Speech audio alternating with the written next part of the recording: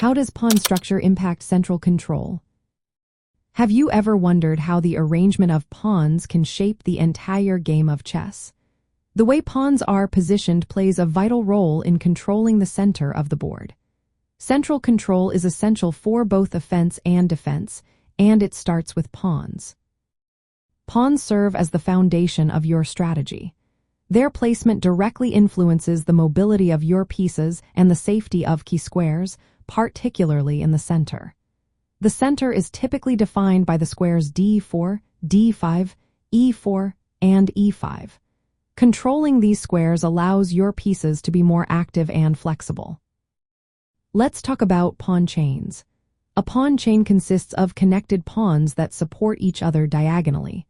When pawns occupy central squares, they can block enemy pawns and pieces. For instance, having pawns on d4 and e5 creates a strong presence in the center.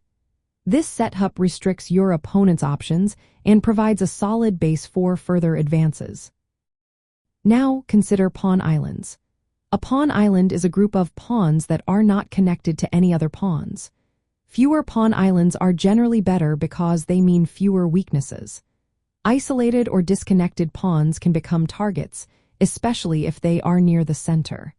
An isolated pawn on d4, for example, may be hard to defend and can tie down your pieces.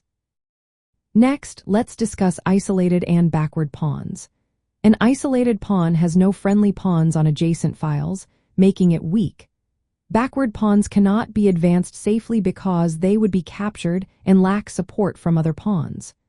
Both types can compromise central control if they sit on central files, as they can become targets for your opponent's pieces. Hanging pawns are another interesting concept. These are two adjacent pawns on the same rank, usually in the center, that lack support from other pawns. While they can be vulnerable, they also offer dynamic possibilities.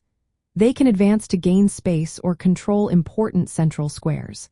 Skilled players use hanging pawns to create pressure, but they must avoid letting them become weak.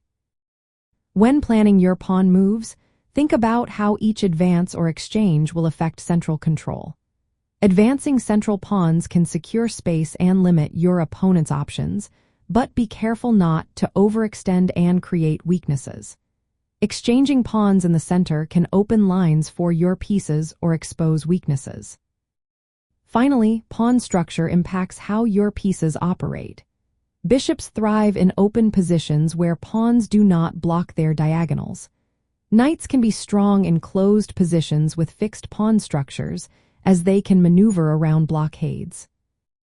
Understanding how pawn structure shapes central control is fundamental to chess strategy. A solid pawn structure supports strong central control, while weaknesses like isolated or backward pawns can undermine it. By grasping these concepts, you can make better decisions about pawn advances, exchanges, and piece placement throughout your games.